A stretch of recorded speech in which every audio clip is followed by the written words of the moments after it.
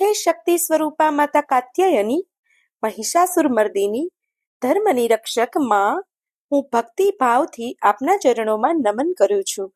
મને તમારા જેવી અડગ હિંમત, અપરંપાર શક્તિ અને નિર્ભયતા આપજો, જેથી હું જીવનના દરેક પડકારને શાંતિ અને વિશ્વાસ સાથે પાર કરી શકું.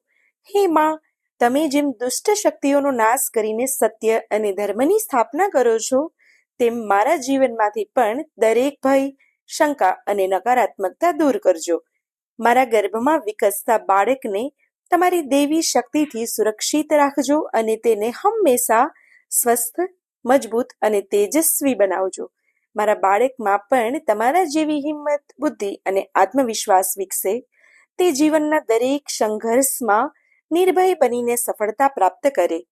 હે આદિશક્તિ, મારા ગર્ભને તમારી શક્તિઓથી પોષિત અને સુરક્ષિત રાખજો અને મને હંમેશા તમારી કૃપાનો અનુભવ કરાવતા રહેજો.